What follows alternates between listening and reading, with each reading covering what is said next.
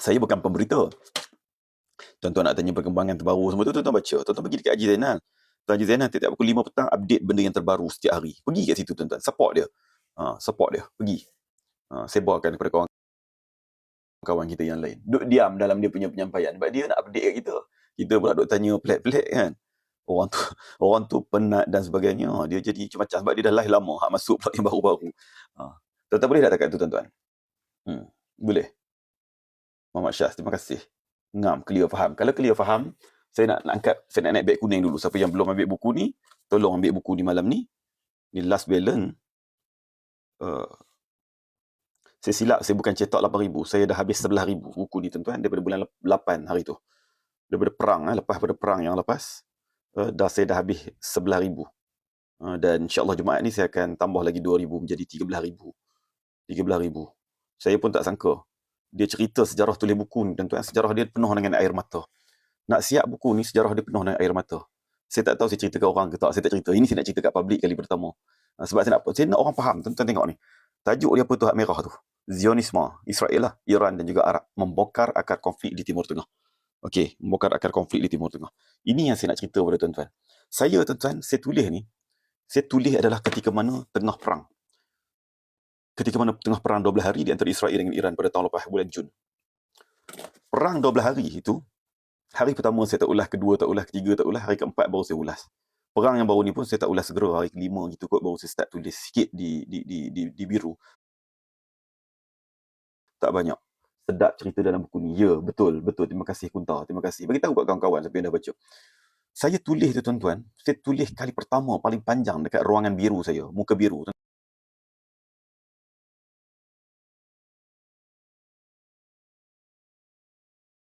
Muka biru. Tuan-tuan tahu muka biru itu tu? Muka buku.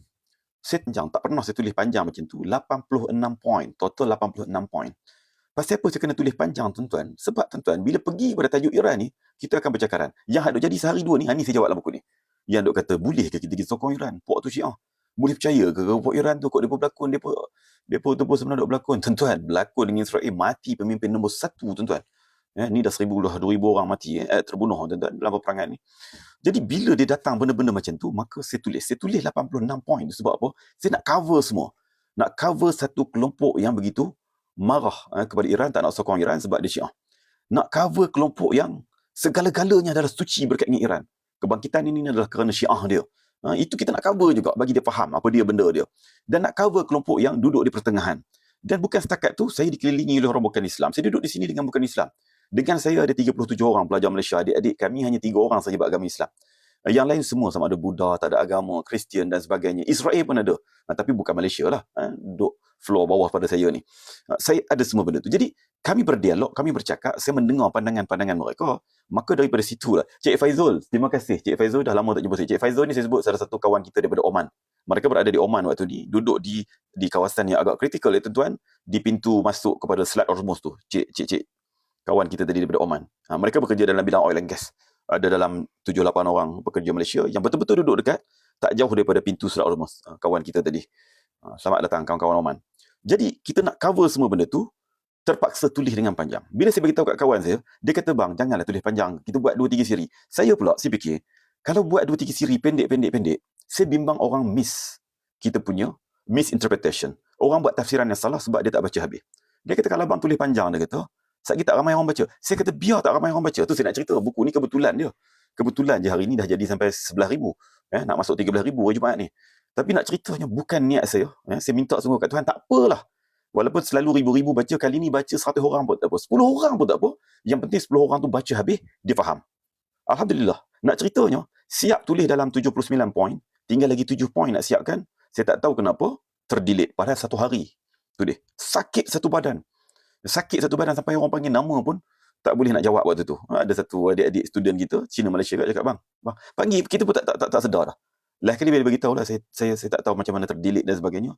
Dia kata, jangan fikir, stop 24 jam, lepas 24 jam baru tulis balik. Lepas 24 jam saya tulis balik, punya panjang 86 poin tu tuan-tuan, waktu tu dapat dekat 300,000 view. Katalah 300,000 tu, katalah 10% saja yang baca sepenuhnya 30,000. Daripada situlah akhir sekali, adalah pula orang yang ambil tulisan tu pergi cetak sendiri. pergi cetak sendiri. Ini memang betul-betul cetak rompak, tak bagus tujuan ni. Jadi saya dapat detect 3 orang yang dia buat dalam bentuk pamphlet, yang buat dalam bentuk magazine dan sebagainya. Ada yang jual dekat koperasi sekolah lah apa. Jadi tak apalah benda tu ilmu, tapi tak menarik. Cara buat tu tak menarik, tak berapa nak bagus. Akhir sekali saya pun dapat ilham, saya bukukan.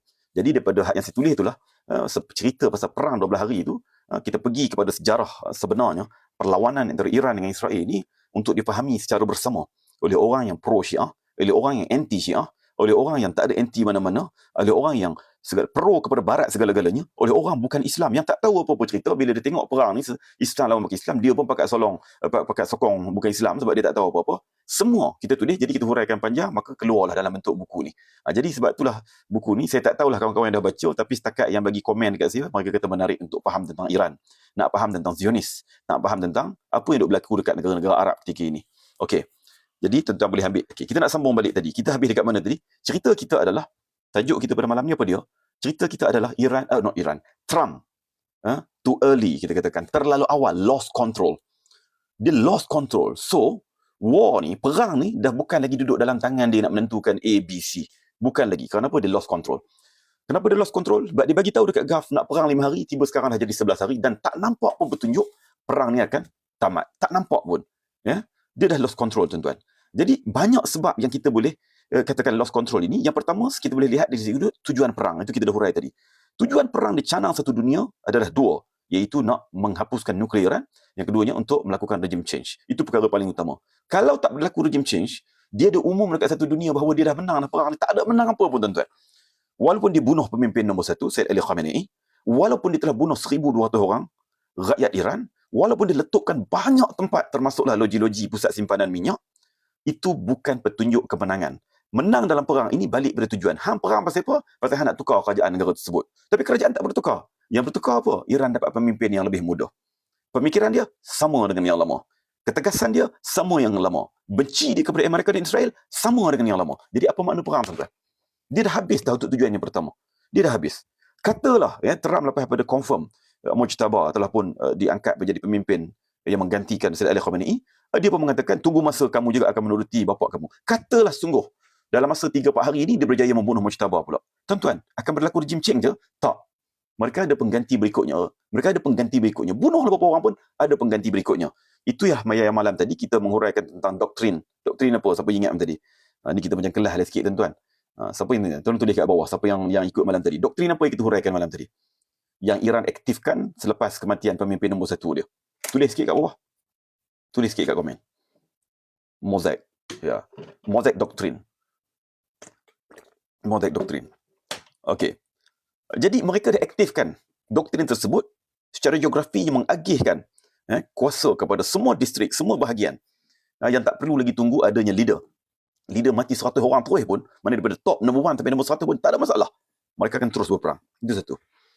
Jadi dia nak bunuh Mujtaba pun tak ada masalah. Naik pemimpin baru terbunuh lagi pun tidak ada masalah. Regime change tak akan berlaku. Itu yang mereka terpaksa akui pada hari ini menyebabkan dia lost control. Faham, tuan-tuan? Faham. Okey, dalam bab nuklear tak payah hurai panjang. Hari ini dia tak sebut dah bab tajuk nuklear. Satu, dia dah menipu. Jun tahun lepas, waktu dia bantu Israel untuk menamatkan perang itu, Amerika bawa dia punya jet bomb, pengebom dia yang paling canggih,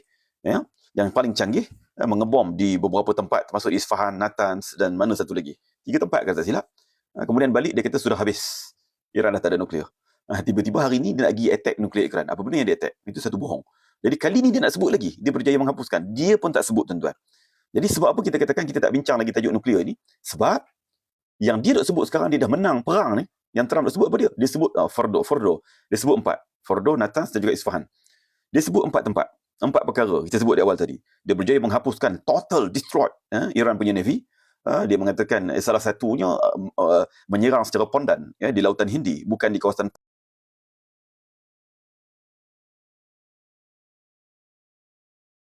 Tuan-tuan, itu perang pondan, bukan berdepan secara langsung. Dia bangga sejak perang dunia kedua tak pernah berlaku ni kali pertama. Itu Menteri Pertahanan dia bangga boleh apa tuan-tuan. Itu pondan, tuan-tuan. Itu bukan terror sangat, tak. Kalau terror sangat sekarang ni macam mana Selat Hormuz yang telah pun ditutup 10 hari ini, kenapa tak pergi buka balik? Kalau mengatakan Navy Iran itu telah pun dihapuskan, kenapa Selat Hormuz tu Amerika tak boleh buka balik? Dia tak semudah begitu.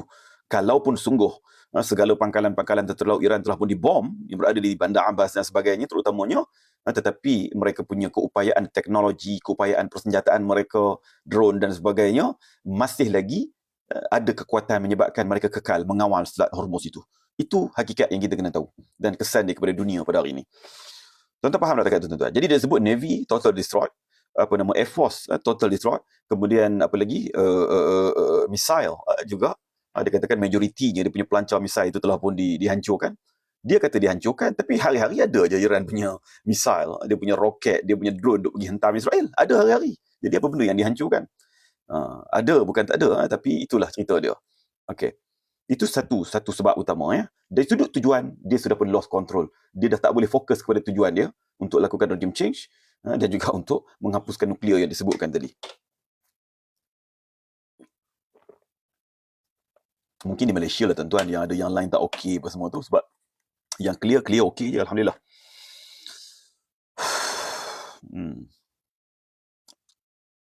Dah habis baca, boleh saja buku lain tak? Buku lain, buku apa Buku lain.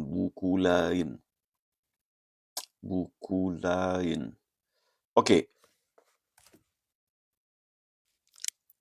Clear kan? Suara kan?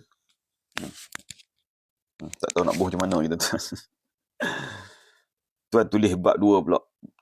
Tuan tulis bab 2 pula. Bab 2 ke siri 2? Siri 2 insya-Allah. Saya sekarang ni tengah bergabung dengan kawan kita, scholar daripada Indonesia, Dr. Budi. Kami Dr. Budi. Dr. Budi ni satu orang pengkaji yang sangat hebat di Indonesia. Pensyarah satu universiti di Jakarta, tapi dia orang yang merendah diri. Dia bercakap, dia tak berapa. Dia macam Profesor Syed Hussein Alatas, Syed Naqwi Alatas. Ya, suara mereka pelan. Dia tak bukan orator yang ni, tapi ilmu dia sangat dalam. Saya tengah merancang untuk tulis tentang, tak payah sebut dah, saya kira orang tiru pula. InsyaAllah nanti kita keluar lah bulan 5, bulan 6 insyaAllah. Ni dah bulan apa? Bulan 3 dah. Kenapa suara jadi slow? Kenapa jadi slow tuan-tuan? GG Selat Hormuz masih lagi dari bawah kawalan Iran. Okey. Itu satu sekarang ni tuan-tuan. Jadi sekarang ni, selain daripada isu tujuan perang yang telah pun gagal untuk dia Amerika hadapi, kita lihat di sana kesan yang begitu segera. Ya, harga minyak naik sempat sampai 100 berapa ni? 120 Trump dia gelabah tengok itu, maka dia buat dua perkara pengumuman semalam satu pengumuman bahawa negara-negara G7 akan mengeluarkan stok minyak yang mereka simpan untuk keperluan negara-negara terdesak lah, terutama di Europe dan sebagainya. Jadi itulah turun. Kemudian yang keduanya diumumkan, lepas dia bercakap dengan Putin, diumumkan bahawa perang ini sudah pun hampir kepada penamatnya. Dia bagi signal macam tu, kerana tujuan mereka dah tercapai lah apa semua. Apa benda tujuan tak tahu? Tujuan yang kita bincang tadi habis. Jadi minyak tu ada drop sikit setakat 90 tapi pemimpin-pemimpin G7 sendiri mengeluarkan kenyataan mereka belum memutuskan untuk menggunakan stok mereka yang ada itu. Jadi kita tengoklah sehari dua lagi jadi macam mana. Tapi pokoknya mereka tak boleh lalu Selat Hormuz. Itu satu problem yang besar. Jadi apa jadi kalau genap 2 minggu hari Jumaat ni genap 2 minggu, Jumaat minggu depan raya genap 3 minggu perang ni. Jumaat minggu depan 3 minggu. Apa jadi dengan Europe? Apa jadi dengan negara-negara lain yang ada di seluruh dunia?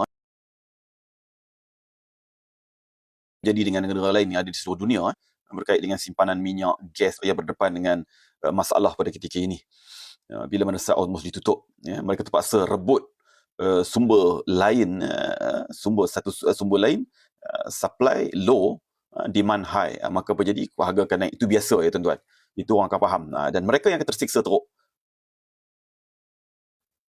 Klip recorder. Sini. Okey, boleh. Suara macam ni, boleh. Kau apa dah ni? 12-4 minit. Kita mula dia apa? Kita mula dia 11.20. Allah, baru satu sebab tuan-tuan. Baru satu sebab. Jelas, alhamdulillah. Alhamdulillah jelas. Yang belum tengok buku ni boleh tengok kat bawah tu sambil kita cerita. Tuan-tuan boleh kita sambung tak tuan-tuan? Boleh sambung Nak sampai ke apa ni hari ni? Okey. Tadi cerita pasal Amerika. Banyak kalau nak cerita pasal Amerika ini, kerana Amerika ini juga kesilapan besar kita bincang semalam adalah bagaimana 18 badan intelijen, badan perisikan Amerika, 18 badan dah bagi taklimat kepada Trump seminggu sebelum perang, bahawa perang ni kalau buat perang besar sekalipun, full scale war sekalipun, kata dia tidak akan membawa sampai ke tahap berlakunya pertukaran rejim. Rejim change tak akan berlaku, pertukaran pemerintah tak akan berlaku, Iran akan kekal dengan pemerintah sedia ada. Itu telah pun ditaklimatkan oleh dia punya badan intelijen. Tetapi Trump berdegil. Sebab apa? Sebab dia dihasut oleh binatang satu ekor tu. Netanyahu hasut dia supaya perang juga. Sebab bagi Netanyahu, dia telah berusaha selama 20 tahun. 20 tahun dia berusaha untuk menghasut Amerika untuk menyerang Iran. Tapi tidak ada Presiden Amerika yang nak ikut cakap dia. Dan dia rasa kalau dia terlepas peluang pada zaman Trump ini, maka peluang berikutnya belum tentu ada lagi. Maka dia pulun sungguh-sungguh ulang pergi ke Washington, pujuk Trump untuk melakukan serangan. Supaya Iran segera dihancurkan. Jadi itulah sebab jadi peperangan ini, tuan-tuan. Sebab apa? Sebab atas kehendak daripada Netanyahu, rejim Zionis itu sendiri, tuan-tuan. Jadi itu yang berlaku. Tetapi apa yang berlaku ialah kita sebut baru ni daripada hari pertama dan video saya di merah pun, bila mana bentuk serang balas yang Iran buat itu luar biasa. Taktik yang kita katakan luar daripada jangkaan mereka. Ya, benar Iran nak jaga hubungan dengan negara-negara jiran dia, terutama negara Gulf yang makin hari makin baik, terutamanya Qatar, Saudi yang ada perjanjian damai dengan mereka sejak 2023 hari itu. Dia nak jaga hubungan dengan negara itu. Tapi mereka merasakan bahawa Iran tak akan menyerang balas balik ke negara itu, melainkan hanya menyerang Israel semata-mata. Tiba-tiba hari pertama serangan-serangan balas terus ditumpukan kepada semua negara Gulf yang ada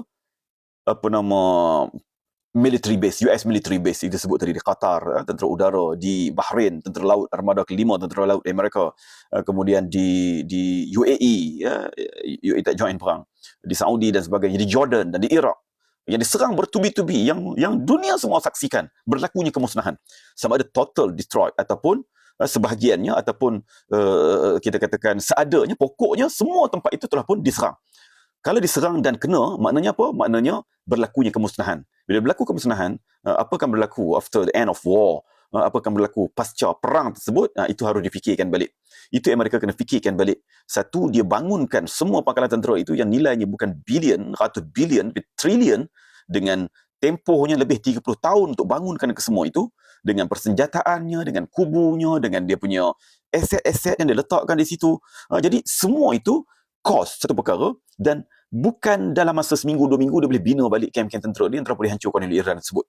Walaupun sebahagiannya tak hancur sepenuhnya, tapi ada radar-radar penting, ada aset-aset penting, pusat data, data center dan sebagainya.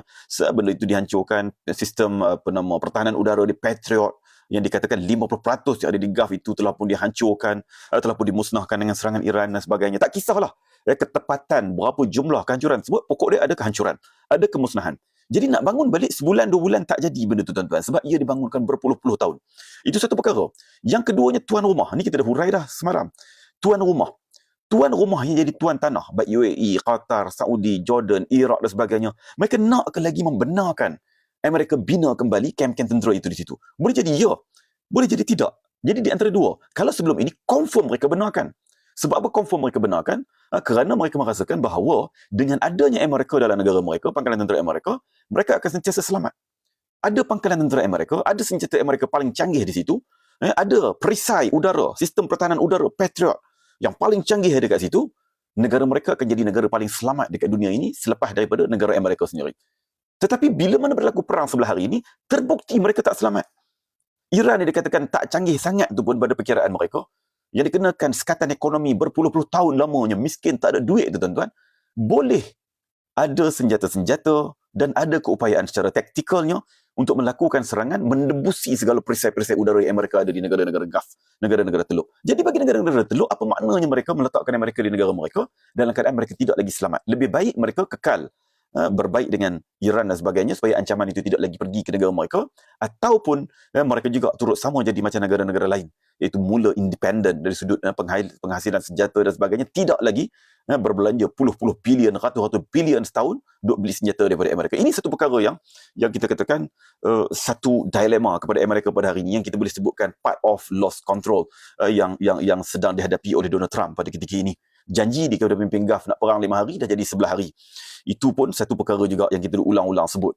Jadi inilah tuan-tuan, kita kena faham pada perkara ini, bukan tengok dengan sekadar daily update, di sana ada letupan, di sana ada serangan. Ya betul, tapi cuba kita lihat dari segi big picture, dari segi gambaran besar, dari segi helicopter view, tengok jauh ke depan dan ke belakang apa nak jadi perkara ini. Dan bagi pihak China dan Rusia pula, inilah kesempatan yang mereka ada untuk downgrade Amerika. economically and militarily. Jadi kalau kita tengok dari sudut ekonomi, ya, mereka akan berdepan dengan kehabisan modal yang begitu besar, kehancuran dia punya aset-aset yang begitu besar, pengaruh secara soft powernya terhadap rantau tersebut juga akan merosot disebabkan mereka tidak ada keupayaan untuk pertahankan negara-negara sekutu yang ada di rantau itu. Begitu juga lah dari sudut militeri dan sebagainya. Inilah kesempatannya. Jadi memang China dan Rusia ambil kesempatan betul di atas perang yang berlaku di Iran ini untuk buat apa saja yang meletakkan mereka itu pada tahap yang di-downgradekan dia punya keupayaan dia, kekuasaan dia. Ini masa dia. Sebab dulu dia bantai Venezuela tak boleh nak lawan balas dia. Dia nak bantai Cuba pun bukan negara yang besar nak pertahankan negara. Begitu juga lah dengan negara-negara lain, Syria, Yaman, Gaza dan sebagainya. Sekarang tiba masanya di Iran, maka inilah yang ada kebolehan sikit, ya, lebih besar berbanding dengan negara-negara lain untuk menghentam balik mereka. Itu satu ditunggu-tunggu oleh mereka. Tuan-tuan habis tak pakai situ, tuan-tuan? Saya tak nak panjang pergi tajuk total apa kita sebut lost control tadi bagi pihak Trump tadi. Kalau tuan-tuan dah faham kat situ, saya nak pergi kepada Iran pula. Apa jadi dengan Iran? Sebab saya dah sebut daripada kita live malam pertama hari itu, bola sekarang berada di tangan Iran, bukan lagi di Amerika. Dan ternyata tuan-tuan boleh baca di Al Jazeera, tuan-tuan boleh baca di BBC, tuan-tuan boleh baca dekat New York Times, Washington Post, dan banyak lagi lah mana-mana media di kedua-dua pihak. Di pihak yang pro mereka pun mengatakan bahawa Trump lost control. Itu satu perkara. Kita nak pergi kepada Iran pula. Tuan-tuan nak dengar Iran tak? Kalau tuan-tuan dah faham yang tu, kita pergi kepada tajuk Iran pula. Sebelum tu, yang mana yang belum faham Iran, belum faham Zionis ni, pasal apa duk perang tak tentu hala. Tadi ada soalan dekat Zainal tadi, sahabat kita, nama Chinese. Boleh jadi dia betul-betul nak ketahui. Dia kata, kenapa mereka selalu perang? Dia tanya.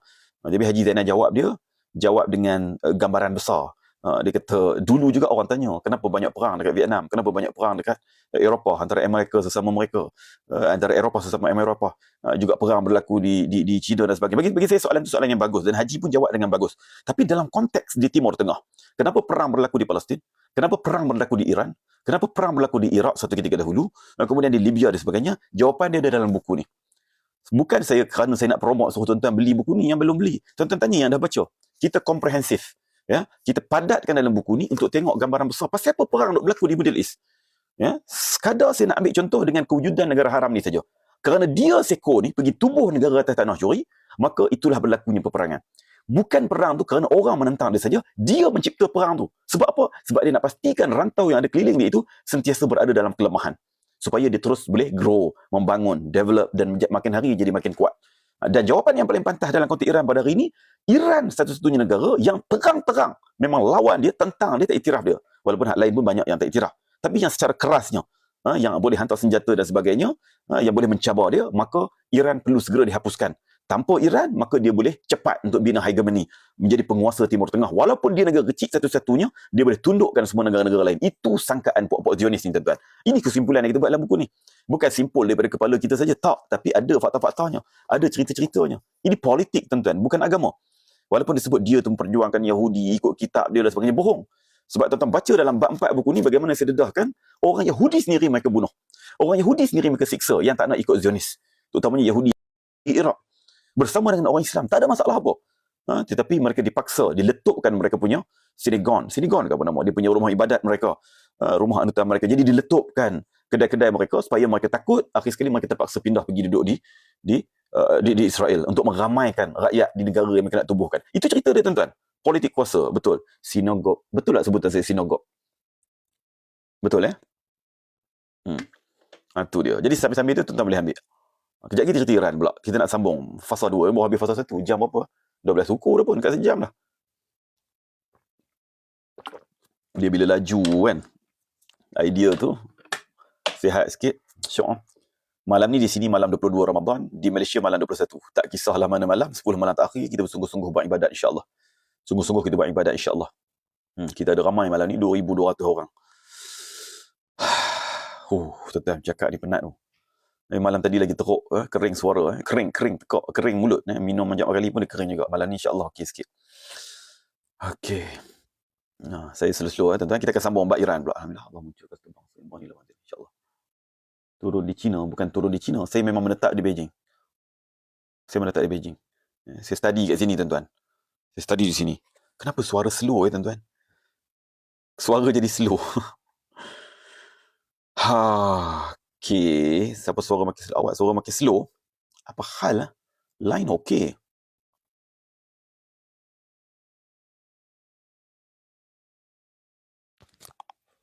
Benda ni ada volume, tak ada volume sini kan?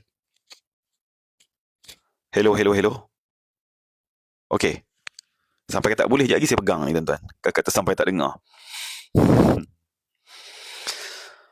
Okey, kalau okey saya klik balik kata sekejap lagi saya pegang lah tuan-tuan. Sian tuan-tuan ya yang tak dengar tu.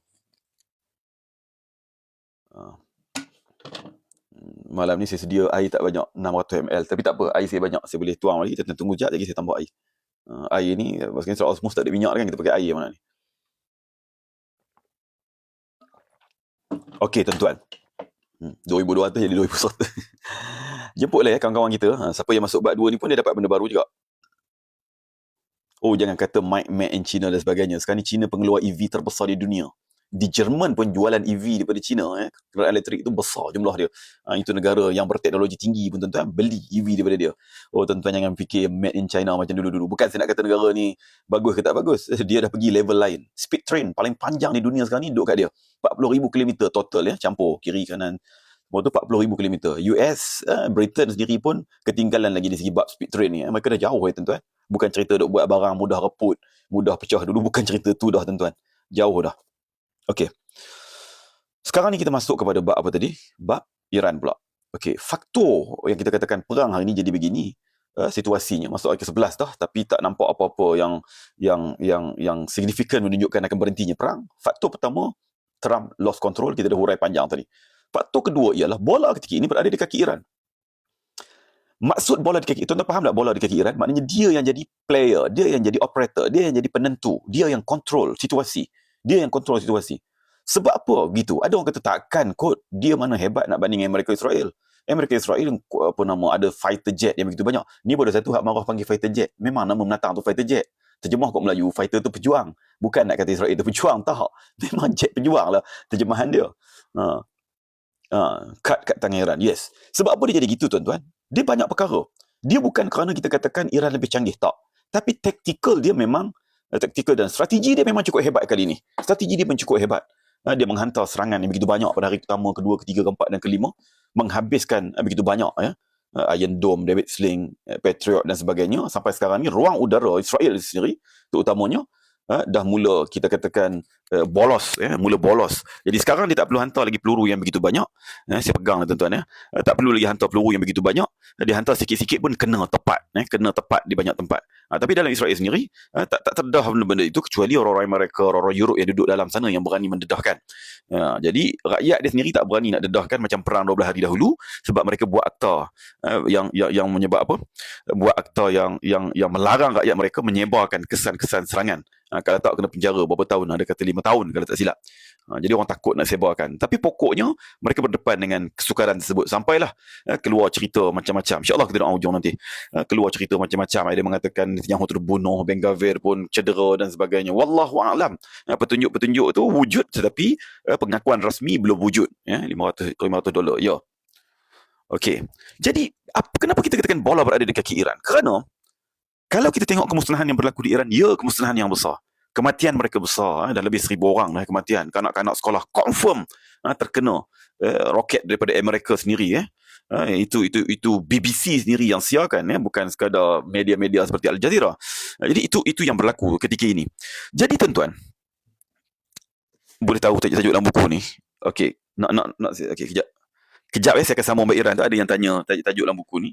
Okey, tajuk pertama. Boleh tuan-tuan sekejap saya baca sebab ada yang tanya.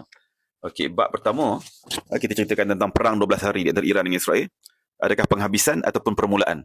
Saya dah katakan ia bukan penghabisan. Terbukti hari ini bukan penghabisan, jadi sambung balik. Kemudian bab 1, asal usul konflik. Bahagian 1, perang Israel-Iran 2025, kemuncak permusuhan. Bab 2, doktrin pre-emptive attack, serangan sebagai mempertahankan diri. Jadi saya banyak ambil contoh serangan-serangan yang Israel buat sebelum ni dalam perang Arab Israel 1967, serangan mereka kepada Iraq tahun 81, serangan terhadap Syria 2007, pembunuhan saintis-saintis Iran. Banyaklah tuan-tuan banyak saya cerita benda yang mereka buat hari ini. Kemudian bab 3 saya ceritakan pembinaan negara Israel, penghijrahan dan keganasan awal. Bagaimana serangan bom memaksa Yahudi Mizrahi berpindah. Yang saya sebutkan tadi. Geng Yahudi pun dibom kampung mereka, pertempatan mereka untuk paksa pindah pergi ke Israel. Kemudian letupan kapal SS Patria. Macam mana kapal orang Yahudi mereka paksa pindah daripada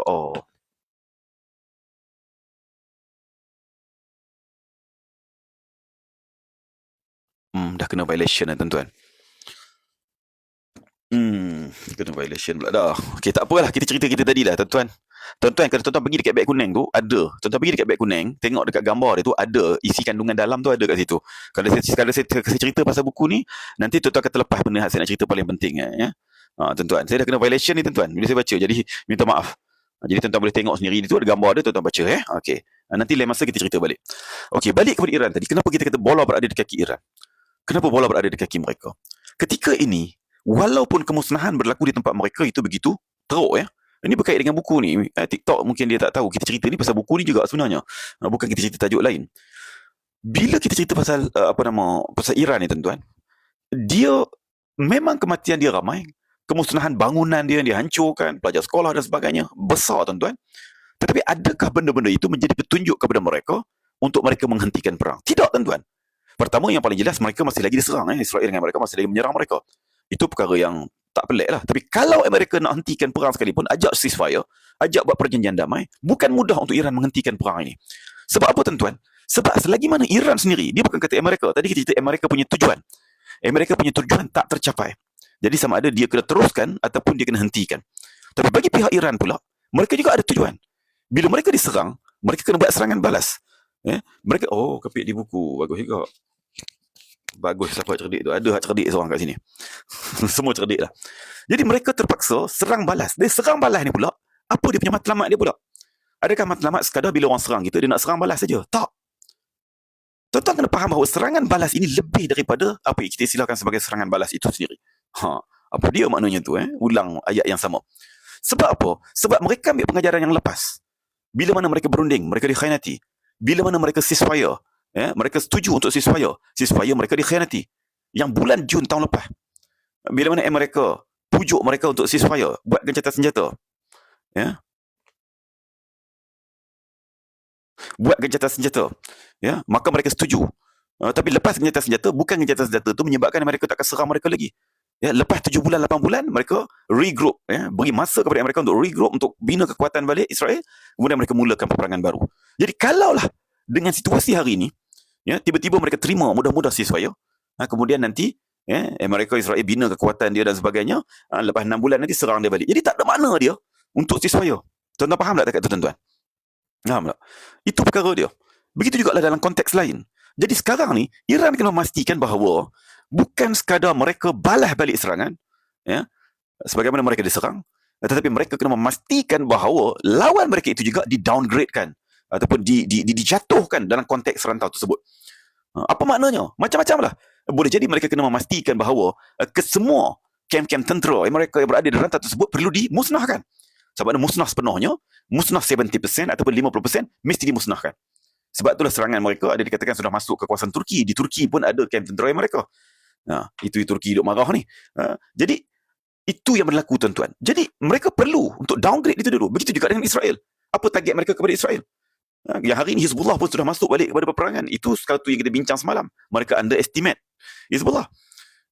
Hizbullah pun masuk balik dalam peperangan ni tuan-tuan. Bukan stop. Walaupun Israel hantar dia punya pesawat dia untuk tembak sampai ke Beirut, berlakunya tembakan selain daripada kawasan selatan Lebanon tu tuan-tuan. Tetapi Hizbullah sendiri tanpa henti-henti melakukan serangan daripada selatan Lebanon terhadap Tel Aviv dan juga terhadap Haifa terutamanya, dan kawasan-kawasan Bekaa Valley dan sebagainya berada di sempadan. Itu yang berlaku ketika ini tuan-tuan. Israel berdepan dengan serangan dua hala. Iran datang daripada sebelah sini dan daripada sebelah utara mereka berdepan dengan Hizbullah. Serentak serangan dua. Di sana berdepan secara berdepan kerana Hizbullah berada di sempadan. Ada pertempuran secara berdepan di antara tentera darat dengan tentera darat yang menyebabkan tentera Israel terbunuh di sana. Berapa jumlah mati tak kisahlah, yang penting ada yang mati lah tuan-tuan.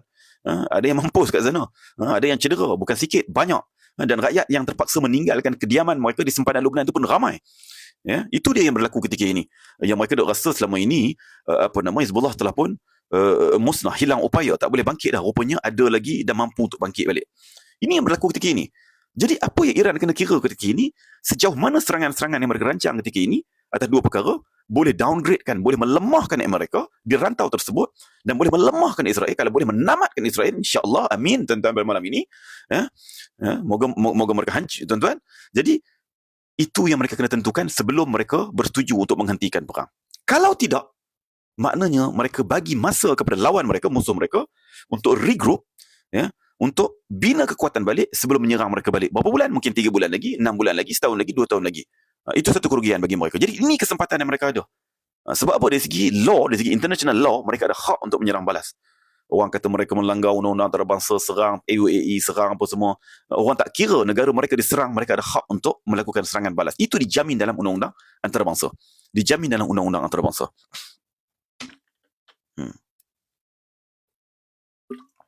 Boleh faham tak kat tu, tuan-tuan?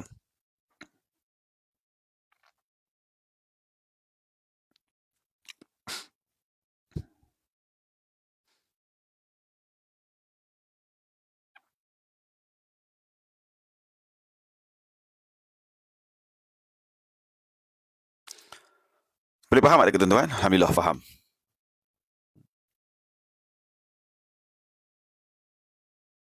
Hizbullah tu duduk di Lebanon.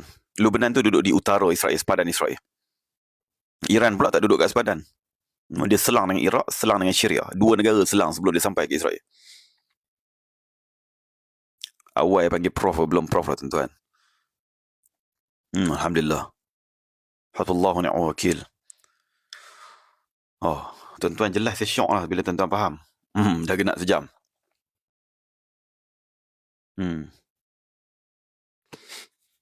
Masing-masing ada tugas masing-masing ya. Masing-masing ada tugas masing-masing. Saya ni jadi apa pun tak apa tuan-tuan. Yang penting ya, Allah bagi kesihatan. Boleh tambah lagi ilmu pengetahuan. Boleh kita berkongsi ya tuan-tuan. Ni perkongsian ya, bukan pengajaran. Saya bukan mengajar tuan-tuan. Kita berkongsi saja. Jadi tuan-tuan yang dengar ni ada yang lebih pandai pun.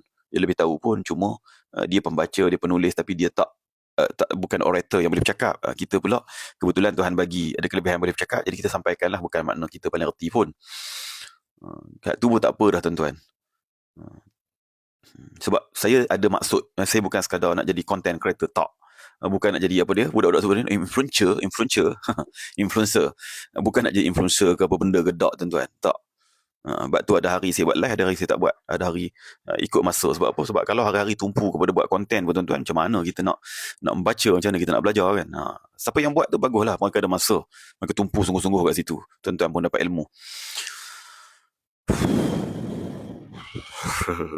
Dia kata dia dah kata dia dah tak sebut pasal regime change. Dia sebut bahawa dia serang Iran untuk apa? Untuk downgrade Iran dari segi ketenteraan, dari segi fasiliti yang ada, supaya Iran ini akan ketinggalan 20 tahun dia kata. Makna 20 tahun lah nak ada balik pada tahap yang ada hari ni, ambil 20 tahun. Tuan-tuan, dia bukan macam tu ya tuan-tuan. Dia bukan macam tu. Kita ulas malam tadi ya. Dan banyak kali ya, di daerah ekstrim pun minggu lepas saya ulas bagaimana dunia ketika ini, dunia yang kita katakan driven by apa kita sebut sebagai knowledge ya, daripada ilmu. Tuan-tuan cerita pasal buat drone ya. Kalaulah dihancurkan sepenuhnya kilang drone yang ada ke Iran pun, tuan-tuan tahu tak berapa puluh ribu rakyat Iran yang ada keupayaan untuk buat drone di kalangan engineer mereka, termasuk yang perempuan. 70% graduan bidang STEM di Iran, saya sebut banyak kali dah, adalah wanita. Tuan-tuan kena ingat tu tuan-tuan. Dalam bidang STEM, tahu STEM, sains, teknologi, matematik dan sebagainya. Jadi ilmu tu ada di kepala mereka. Mereka boleh duduk di mana-mana, mereka boleh menghasilkan di mana-mana, bukan teknologi yang complicated sangat. Yang penting kepakaran tu ada pada mereka. Mereka rakyat berilmu. Zaman berzaman mereka ni orang yang cintakan teknologi. Bukan zaman ni saja, zaman yang di bawah kerajaan revolusi Islam Iran. Tak, sebelum tu lagi. Zaman dulu Iran yang bukan majoriti Syiah pun, Sunni pun. Tuan-tuan boleh dengar orang seperti Al-Khwarizmi, orang seperti Ibn Sina dan sebagainya. Tu yang kat Shah Alam ada hospital Avicenna tu ikut bahasa Parsi lah tu. Avicenna tu Ibn Sina lah. Itu datang daripada mereka. Al-Ghazali dan sebagainya. Itu datang daripada mereka. Ilmuwan yang cukup hebat, cukup smart. Jadi tu bangsa dia tuan-tuan. Ini kita kena pelajari untuk kita pun tuan-tuan. Dan itu ya, ajak membaca supaya kita ada ilmu. Bukan duk ulang, pergi tengok dekat sosial media saja. Pakai duk ulas lah tu, duk bahas lah tu, duk kelahi sama kita. Ulas tak apa. Duk kelahi sama kita. Jadi itu mereka tak ada masa. Itu yang malam tadi ada orang tanya, boleh ke kita sokong Iran? Tuan-tuan, boleh ke tak boleh ke? Cerita dia, Iran tak perlu sokongan kita. Sebab sokongan kita tak bagi efek apa pun kepada dia. Sokongan dia tak jadi efek apa pun kepada dia.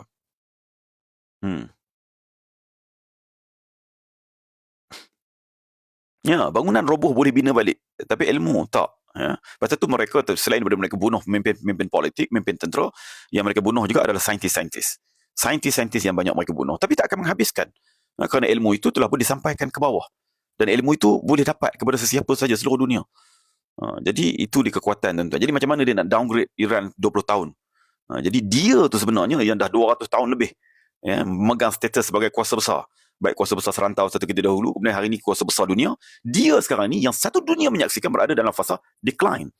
Walaupun belum berada pada nombor 2 ke nombor 3 ke, tapi dia decline. Dia berada pada fasa kejatuhan. Penguasaan dia dari segi ekonomi, yang hari ini dia terpaksa berbahagi kek itu dengan China dan juga negara-negara dalam BRICS dan negara-negara luar BRICS sekali termasuk ASEAN ni pun. Begitu juga dengan teknologi yang bukan mereka lagi semata-mata juara teknologi pada hari ini. Bukan Europe saja, dah mari kat timur dah tuan-tuan. Kita ada China, kita ada Korea, kita ada Taiwan, kita ada negara kita. Semua kita ada sekarang ni, yang bukan mereka saja tuan-tuan.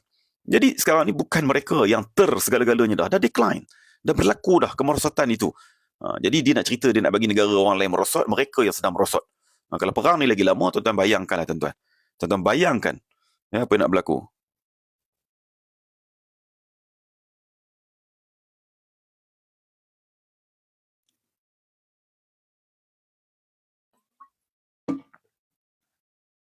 Ni ada yang buat iklan mengarut ni ke?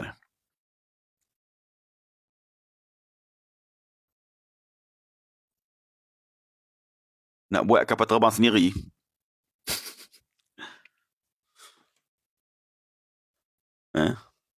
Tuan-tuan, buat kapal terbang bukan macam buat motor, buat kereta, buat misai, buat drone. Kos dia. Dia dalam keadaan kena sekatan 40 tahun, disekat teknologi, disekat ekonomi, disekat untuk membeli barang-barang. Bukan semua ada barang tu kat dalam negara dia. Terutamanya benda yang berkaitan dengan semiconductor, chip dan sebagainya. Terpaksa diseludup dan sebagainya. Kemudian dengan wang yang tak ada, dikenakan sekatan ekonomi. Minyak banyak tapi tak boleh jual. Jual pun di negara tertentu saja yang berani beli di pasaran gelap. Bukan semua benda dia boleh buat. Semua benda dia boleh buat. Dia boleh buat misil dengan dia boleh buat drone tu pun dah kira hebat dah tuan-tuan. Tuan-tuan kena tahu. Baik kita tanya kat negara kita yang tak kena sekatan ni. Tak ada kena sekatan apa. Ada kita buat kapal terbang? Tak. Tapi kita terlibatlah dalam pembuatan sayap kapal terbang. Itu di Melaka tu, di mana Batu Berendam. Kita antara pembekal komponen kepada Airbus. Itu satu perkara. Yang buat kapal terbang kat dunia ni berapa negara je tuan-tuan. Paling besar Amerika lah, Boeing. Kemudian Perancis, Airbus. Itu pun ada kerjasama antara mereka. Yang lain yang lebih kaya berganda pada Iran pun tak mampu untuk buat kapal terbang. Dia bukan semua benda boleh buat tuan-tuan. Kek kayu hitam. Kek kayu hitam Boeing.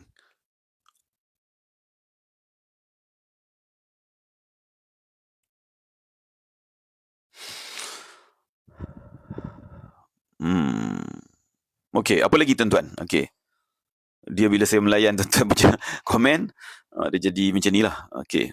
Apa lagi tuan-tuan yang tuan-tuan nak tanya? Lagi skema pakai spek mata. Pakai spek mata ni bukan bergaya.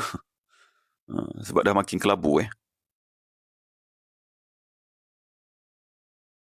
Kita ulas kat awal tadi, Netanyahu, berita tentang Netanyahu itu tak dapat disahkan sebab apa? Tidak ada pengumuman rasmi, tidak ada pengakuan rasmi. Tapi banyak berita-berita yang keluar itu memberi petunjuk-petunjuk. Yang dia dah tak keluar beberapa hari dah kat video, selalu dia duk buat live, buat video, buat apalah. Itu antaranya lah dan lain-lain. Wallahualam. Dia mati dia ke tak mati dia ke, cerita dia negara tu duk wujud kat situ. Hak yang lain nak menggantikan dia tu pun jahat sama tuan-tuan. Siapa nak ganti Netanyahu? Saya tak sempat bincang dengan dia tajuk tu. Dia tak nak cerita.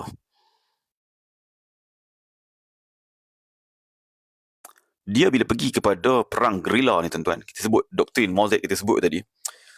Bila ini yang Barat akui sendiri, yang kawan kita tanya Iran boleh pergi perang lama mana. Katalah the worst scenario hancur negara tu. Tak boleh mentadbir, Tehran dah tak boleh nak kontrol negara dan sebagainya. Tapi mereka ada doktrin Mosaic tadi, maknanya di setiap distrik ada beribu tempat itu wujudnya kita katakan pembuatan senjata yang kekal. Paling tidak drone mereka boleh buat di dalam terowong, di mana-mana, di rumah dia, mereka boleh buat benda tu. Dan kalau ikut daripada Barat sendiri, ini bukan pengakuan Iran, dia mengatakan Iran mampu untuk buat drone 10,000 sebulan. Maknanya kalaulah habis benda lain dimusnahkan pun, dengan drone yang terbukti sangat berkesan pada ketika ini, drone terbukti sangat berkesan tuan-tuan, itu pun mereka boleh hasilkan 10,000 sebulan. Dan dia tak dibuat di satu tempat, 3 tempat, 5 tempat, tapi dibuat di beratus-ratus tempat, di beribu-ribu tempat. Bahkan ada mengatakan beribu-ribu tempat. Pembuatan dia yang telah pun teragih-agihkan. Maknanya apa? Kalau berlakulah paling teruk the worst scenario bahawa mereka memang dibalun teruk-teruk oleh mereka di Israel ni sampai hancur negara itu, kumpulan-kumpulan tersebut tak wujud untuk meneruskan perang. Jadi tak boleh cakap setahun, tak boleh cakap 5 tahun. Kalau ikut penasihat kepada tentera pengawal republik mereka, saya baca berita pada hari ini, dia kata mereka bersedia minimum 10 tahun. Minimum tuan-tuan, maknanya dia boleh pergi 15 tahun, dia boleh pergi 20 tahun. Dia sebut 10 tahun. Tapi kita faham dalam perang ni, yang orang sebut ni, boleh jadi betul, boleh jadi benda itu propaganda mereka. Perang mesti ada propaganda, itu biasa. Tapi nak ceritanya, kalau tak 10 tahun pun, 3-4 tahun pun perit dunia, tuan-tuan. Sebab apa? Dia tak payah pergi hentam negara lain. Dia kacau dekat Selat Hormuz saja, tuan-tuan. Drone dia hari-hari pergi hentam kapal-kapal yang cuba nak lalu kat Selat Hormuz. Tuan-tuan bayangkan dunia jadi macam mana? Daripada 60 dolar satu tong minyak naik sampai $120, daripada $70 aku naik 120 naik 200, esok 200 naik lagi berapa. Apa nak jadi dengan dunia ni, tuan-tuan? Jadi kacau satu dunia ni, tuan-tuan. Kedudukan dia sangat strategik. Jadi dia boleh bertahan dengan lama, tuan-tuan. Dia boleh bertahan dengan lama. Tak payah lama lah. Kalau sebulan saja pun perang ni, tuan-tuan. Tuan-tuan akan baca berita. Tuan-tuan ingat hari ni kita cerita pada malam ni. Kalau sebulan saja perang ni tu pun, tuan-tuan akan tengok apa jadi dengan Europe. Apa jadi dengan harga minyak dunia. Trump dia boleh buat macam dia duk buat dekat ekonomi selalulah, trade war tu. Dulu dia tweet, sekarang dia dah tak tweet dah kan. Dia keluar dekat dia punya media sosial dia. Dia mengatakan bahawa jangan risau, kita ada minyak, stok kita banyak, minyak pun turun sikit, persepsi dunia. Jadi dia benda tu dia boleh buat sekali, 2 kali ya, tuan-tuan. Tapi hakikat, negara masing-masing mengetahui bagaimana stok minyak yang ada pada mereka tidak mencukupi. Mereka terpaksa berebut sumber yang terhad, berebut sumber yang sama yang terhad, menyebabkan akan berlakunya apa kita katakan kenaikan harga. Itu satu. Dan satu lagi, tuan-tuan, katalah Selat Hormuz ni memang tutup, perang ni memang jadi panjang. Akhir sekali mereka kena buat apa mereka? Europe terpaksa beli balik minyak daripada Rusia. Europe terpaksa beli balik minyak daripada Rusia, gas daripada Rusia. Apa jadi? Rusia dapat duit balik. Bila Rusia dapat duit balik, Rusia menjadi penguasa perang balik. Apa jadi? Apa jadi dengan Ukraine? Jadi bila mereka menguasai Ukraine, seolah-olah mereka menguasai Europe jugalah. Sebab bagi negara-negara Eropah, Ukraine itulah adalah benteng mereka, buffer zone mereka. Kalau Ukraine dikuasai oleh Rusia, maka ancaman yang cukup berat kepada Eropah. Jadi pergi kok kiri, pergi kok kanan, mereka kena getah kali ni, tuan-tuan. Bahasa budak-budak sikit, tuan-tuan kan. Faham tak kena getah? Mereka tersepit ketika ini. Mereka tersepit. Mereka nak meneruskan perang dengan Iran, Selat Hormuz tertutup. Minyak akan naik dengan teruk. Kalau mereka nak turunkan harga minyak, mereka kena beli daripada Rusia. Boleh. Tapi Rusia akan jadi semakin kuat. Bila Rusia semakin kuat, Ukraine makin teruk, Eropah makin teruk. Bila Eropah makin teruk, Eropah itulah benteng kepada Amerika. Amerika dia ada 3 lokasi yang menjadi benteng dia paling besar. Sekutu dia paling banyak. Nombor 1 adalah anggota-anggota NATO yang duduk di dalam EU, di Eropah itu. Negara-negara Eropah. Nombor 2, negara-negara Timur Tengah, terutamanya negara Gulf yang penuh dengan kamp tentera dia, kena hentam dengan Iran sehari 2 ni. Nombor 3, negara-negara di Asia Timur, Jepun, Korea, adalah Filipina sikit dan sebagainya. Itu antaranya, dan jauh sikit Australia. Jadi kalaulah Eropah itu berdepan dengan kemerosotan, maka kemerosotan itu juga akan berbalik kepada Amerika. Jadi tuan-tuan tengok, apa sifir dia, tuan-tuan? Tuan-tuan ada tak sifir lain yang boleh challenge ataupun tuan-tuan boleh mengatakan yang saya punya analisa ni tak betul? Kalau mereka perang lama di Iran, Selat Hormuz tertutup, harga minyak dunia naik. Dapat lagi, tuan-tuan, saya cerita ni. Kalaulah Selat Hormuz tertutup, apa jadi? Harga minyak dunia naik. Dan Europe akan paling teruk, yang tersiksa. Kita pun kena, jangan main-main. Kita pun teruk. Okey, tapi yang paling teruk Europe. So kalau dia nak harga minyak tu turun, apa dia kena buat? Dia kena beli daripada Rusia. Bila dia beli daripada Rusia, apa jadi? Rusia jadi banyak duit balik. Bila Rusia banyak duit balik, apa jadi? Dia tawan Ukraine. Bila dia tawan Ukraine, maka makin melemahlah negara-negara Eropah. Melemahnya negara-negara Eropah, maka salah satu daripada kekuatan Amerika selama ini juga hilang kat situ, tuan-tuan. Mereka juga akan berdepan dengan kemerosotan. Jadi ni yang kita kena faham. Venezuela dengan Rusia tu jauh, tuan-tuan. Amerika baru tawan Venezuela tu. Proses pengeluaran dia tu bukan berlaku dengan sekejap. Kemudian jenis gas minyak yang ada di sana tak sama dengan yang Rusia ada, yang Saudi ada, yang Qatar ada, tak sama, tuan-tuan. Tuan-tuan tanya banyak orang minyak dalam ni. Orang oil and gas banyak kat sini, pakar-pakar. Mereka boleh komen, boleh cerita. Dia bukan mudah-mudah begitu, tuan-tuan. Kalaulah kamu kata boleh ambil daripada Venezuela sekalipun. Kita cerita dah tadi. Hilangnya 20%, ada yang mengatakan lebih daripada 20%, sumber oil and gas yang datang daripada negara-negara Gulf. Itu pakat kromon pergi dekat Venezuela ke mana ke, cerita dia bekalan itu berkurangan. Bila berkurangan, satu dunia berebut sumber yang sama. Pasal apa tak boleh ambil daripada Teluk Parsi? Satu dunia berebut daripada Venezuela ataupun mana-manalah negara, tuan-tuan nak sebut, Amerika dan sebagainya. Takkanlah harga tu jadi sama. Harga tu naiklah, tu kita cerita tu. Tuan-tuan tak sebutlah pasal Venezuela ke mana ke. Selain daripada apa kita katakan tadi, selain daripada Gulf, selain daripada negara-negara teluk itu, maka orang berebut sumber yang lain tu, maka harga dia jadi naik. Jadi mereka tersepit. Faham tak tuan-tuan dekat tu tuan-tuan? Ya, dia boleh pergi ke Laut Merah. Memang ada pipe daripada UAE, daripada Saudi dan sebagainya yang pergi ke Laut Merah. Saya dah baca ulasan daripada kawan-kawan kita yang ahli dalam bidang oil and gas ini. Ya, penggunaan pipe untuk menyalurkan oil and gas itu, dia punya kapasiti dia, jumlah dia tak sama besar dengan penggunaan kapal yang terpaksa melalui kawasan laut. Dia tak boleh menggantikan. Dia tak boleh menggantikan pun Selat Hormuz yang dia tutup tu tuan-tuan. Dia tak cukup tuan-tuan dengan pipe tu. Komen sikit kawan-kawan Oman, betul tak? Ini bukan bidang saya. Tapi itulah yang kita baca daripada kawan-kawan kita dalam bidang tersebut. Faham kan?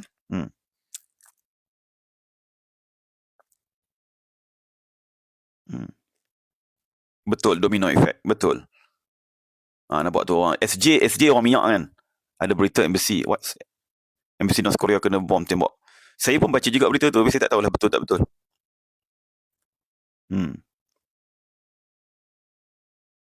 Tak cukup hari. Apa tu, tak silap saya, minyak lalu ikut ratus. Tuan boleh bercakap. Tuan boleh.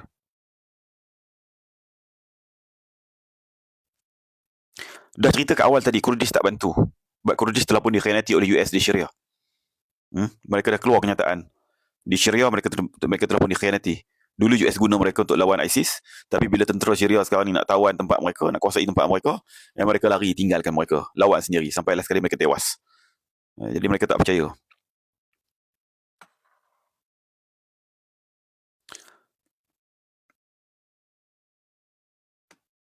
Beijing sama waktu dia tuan-tuan. Sekarang ni pukul 12.46, sama dengan Malaysia, sama, tak ada beza.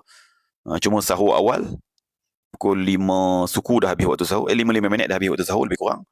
Buka puasa pun awal 6 suku lebih kurang macam tu dah masuk buka puasa. Masih lagi sejuk di sini tuan-tuan, agak selesa lah puasa kat sini. Saya pernah dulu saya duduk di Australia 3 tahun pun puasa dalam sejuk, pukul 5 petang dah buka puasa. Nak baca ideologi tu semua ni kena baca dalam ni. Dan perang preemptive Israel, kita kena baca dalam buku ni. Detail kita huraikan dalam buku ni, bukan detail pasal ideologi tu, lebihnya kepada contoh-contoh dia, apa yang mereka buat. Tuan-tuan kena tengok dalam buku ni. Baca tuan-tuan, ambil masa. Jangan tak baca. Ya, rakyat US yang bantah lah, bukan kelompok yang majoriti. Kalau harga minyak ni naik tuan-tuan, mereka pun terkesan teruk. Dan Trump bimbang November ni dia ada pilihan raya, midterm, pilihan raya, bukan pilih presiden, pilih ahli parlimen dia, pertengahan penggal. Dan banyak meramal dengan perang bodoh yang dibuat ni tuan-tuan, yang dihilang kawalan ni akan menyebabkan parti dia Republican kalah. Jadi bila dia kalah, maka Demokrat kuasai, maka dia akan makin susah. Jadi dia dalam menentukan perang ni nak terus dengan tak terus ni pun, dia berkait rapat dengan politik dalaman mereka sendiri juga tuan-tuan.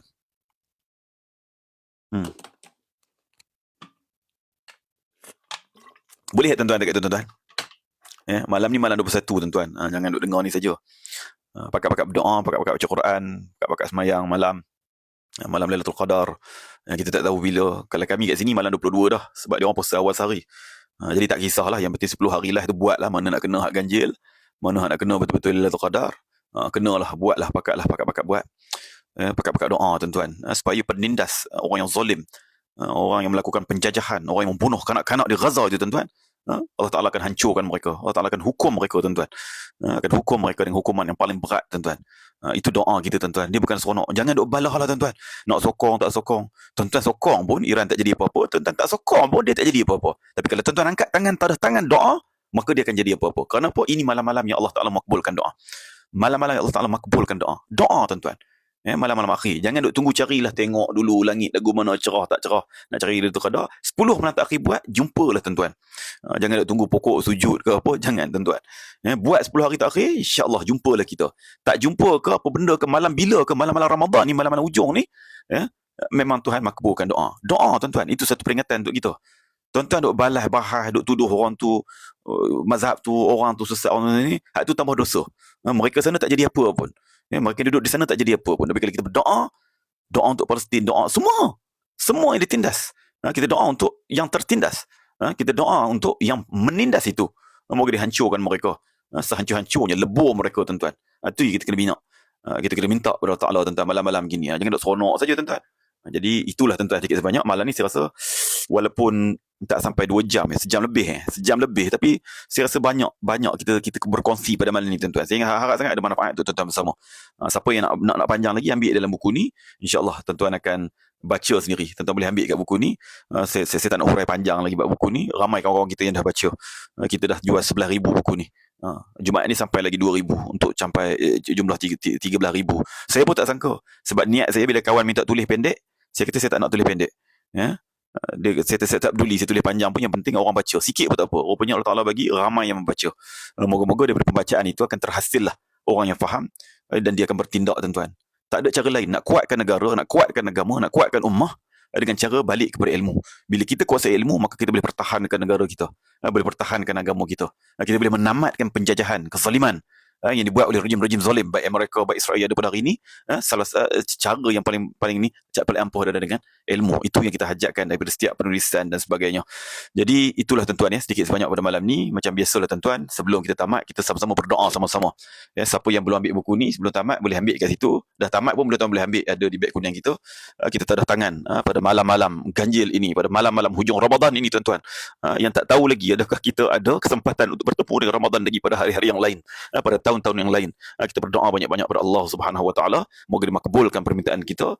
Kalau tak banyak, ia adalah sedikit sumbangan kita buat saudara-saudara kita di Gaza, buat saudara-saudara kita di tebing barat, saudara-saudara kita di Al-Quds, di Baitul Maqdis, buat saudara-saudara kita di Sudan, buat saudara-saudara kita di Iran, di Iraq, di Syria, di Lebanon, di seluruh dunia tuan-tuan, yang berdepan dengan penindasan, termasuklah di negara-negara bukan Islam pun, macam Cambodia ke, macam Afrika ke, mana ke, yang berdepan dengan penjajahan dan penindasan. Moga diberikan kemerdekaan dan kemenangan buat mereka. Auzubillahi minasyaitonirrajim. Bismillahirrahmanirrahim.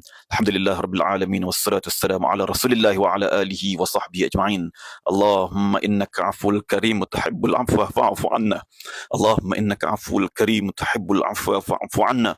Allahumma innaka 'afuwwul karim tuhibbul 'afwa fa'fu 'anna. Allahumma inna nas'aluka ridhaka wal jannah wa na'udzu bika min sakhatika wan nar. Allahumma inna nas'aluka ridhaka wal jannah wa na'udzu bika min sakhatika wan nar. Allahumma inna nas'aluka ridhaka wal jannah wa na'udzu bika min sakhatika wan nar. اللهم انصر اخوان المجاهدين والمستضعفين والمظلومين في كل مكان وفي كل زمان. اللهم افعل بجنود الله. اللهم انصر اخوان المستضعفين والمظلومين في ايران. اللهم انصر اخوان المستضعفين والمظلومين في ايران وفي لبنان وفي فلسطين، وخصوصا في غزة، وخصوصا في تبين برات، وخصوصا في القدس، في بيت المقدس. اللهم انصر المستضعفين والمظلومين في السودان، في سوريا، وفي اليمن، وفي لبنان، وفي كل مكان وفي كل زمان. اللهم افعل بجنود Amerika. Doa kita khusus untuk tentera-tentera Amerika dan juga tentera-tentera Israel yang berlaku zalim, yang berlaku kejam. Allahumma af'al bijunudi Amerika wa Israel az-zalimin al-mu'tadin al-mutakabbirin wa asyaihim wa nasrihim. Termasuklah sekutu-sekutu mereka, pembantu-pembantu mereka dan orang-orang yang bersama dengan mereka. Wa asyaihim wa nasrihim kama fa'ala bi ashabil fil bihaqqi qawlik tarmihim bihijaratin min sijil faj'alahum ka'asfin ma'kul. Jadikanlah mereka sebagaimana kau jadikan kepada tentera-tentera Abrahah, tentera-tentera bergajah, dengan kebenaran-Mu ya Tuhan, ya Allah. Lontarkanlah mereka dengan batu-batu neraka-Mu ya Allah. Moga hancur luluh mereka sebagaimana hancurnya daun-daun yang dimakan ulat-ulat ya Allah. Sekali lagi Allah, Allahumma fa'al bi junudi Amerika wa Israel az-zalimin al-mu'tadin al-mutakabbirin wa asyaihim wa nasrihim kama fa'ala bi ashabil fil bihaqqi qawlik tarmihim bihijaratin min sijil faj'alhum ka'asfin ma'kul. Allahumma inna na'aluka fi nuhuri a'daina wa na'udzu bika min syururihim. Allahumma baddid syamlahum wa farriq jam'ahum. Pecah belahkanlah kesatuan mereka ya Allah, pecah belahkanlah kesatuan mereka ya Allah.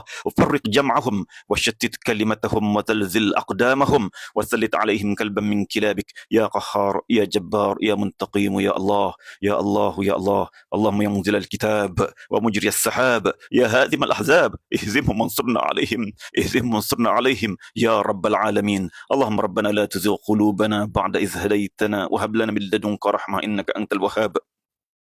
Doa khusus buat puasa kita, amal ibadat kita. Allahumma taqabbal siyamana ya Allah, terimalah puasa kami ya Allah. Allahumma taqabbal qiyamana ya Allah, terimalah qiyam kami ya Allah, bangun malam kami ya Allah. Allahumma taqabbal ruku'ana ya Allah, terimalah rukuk kami ya Allah. Allahumma taqabbal sujudana ya Allah, terimalah sujud kami ya Allah. Allahumma taqabbal siyamana, Allahumma taqabbal qiyamana, Allahumma taqabbal ruku'ana, Allahumma taqabbal sujudana. Allahumma rabbana لا تزغ قلوبنا بعد إذ هديتنا هب لنا من لدنك رحمة إنك أنت الوهاب. اللهم إنا نسألك لسانا رطبا بذكرك وقلبا مفعما بشكرك وبدنا هينا لينا بطاعتك. اللهم إنا نسألك إيمانا كاملا وقلبا خاشعا وعلما نافعا ويقينا صادقا ودينا قيما. Jadikanlah kami ya Allah tu hamba-hamba-Mu yang yakin sungguh-sungguh padamu ya Allah, yakin dengan keyakinan yang jitu padamu ya Allah, yang sesungguhnya Engkau akan berlaku adil ya Allah, Engkau akan menghukum mereka-mereka yang zalim terhadap hamba-hamba-Mu ya Allah. Wa yaqinan sadiqa wa dinan qayyima wal afiyata min kulli baliyah wa nas'aluka tamam al-ghina 'anil nas fa hab lana haqiqatal iman bik hatta la nakhaf wa la narju ghayraka wa la na'budu shay'an siwak waj'alhu sutran 'alaina wa 'ala ahlina wa auladina wa man ma'ana birahmatik wa la takilna ila anfusina tarfata 'ain wa la aqalla min dhalika ya ni'mal mujib. ربنا هب لنا من أزواجنا ذرياتنا قرة أعين واجعلنا للمتقين إماما. ربنا آتنا في الدنيا حسنة وفي الآخرة حسنة وقنا عذاب النار وندخلنا الجنة مع الأبرار يا عزيز يا غفار يا جبار يا منتقيم يا الله يا الله يا الله. وصلى الله على سيدنا محمد وعلى آله وصحبه وسلم والحمد لله رب العالمين. قبل الله منكم. Jadi itulah tuan-tuan malam ni tajuk kita tadi berkait dengan Trump yang lost control, berkait dengan Iran yang tidak tahu mana lagi punca mereka nak hentikan perang. Kita doalah kemenangan buat mereka, kita doalah kekalahan buat tentera-tentera yang zalim. Sekadar itulah tuan-tuan untuk malam ni. Siapa yang nak dapatkan buku lagi boleh terus ambil dekat kita punya TikTok ni, akan sentiasa ada, walaupun kita dah stop, ada dekat beg kuning ni, tuan-tuan boleh dapatkan. Yang dah sampai, tuan-tuan jemput baca. Kalau tak baca semua pun, bacalah muka belakang dulu dan juga bab 1 paling tidak. Kalau boleh sampai bab 4. Moga-moga ada kebaikan untuk kita bersama insya-Allah. Jadi itulah tuan-tuan, kita jumpa lagi pada malam-malam lain insya-Allah kalau ada kesempatan. Moga semua kita yang ada di sini beri kesihatan dan beri kekuatan untuk menghabiskan hari-hari akhir Ramadan ini tuan-tuan. Buanglah segala kerja-kerja buang masa, duk kelahi, duk berbalah sesama kita tuan-tuan. Ambil kesempatan sungguh-sungguh hujung-hujung Ramadan ini untuk kita beribadah sungguh-sungguh kepada Allah, untuk banyak-banyakkan kita berdoa kepada Allah Subhanahu Wa Taala. Semoga Allah Taala panjangkan umur, pertemukan lagi kita dengan Ramadan yang akan datang. Wallahu a'lam. Assalamualaikum warahmatullahi wabarakatuh.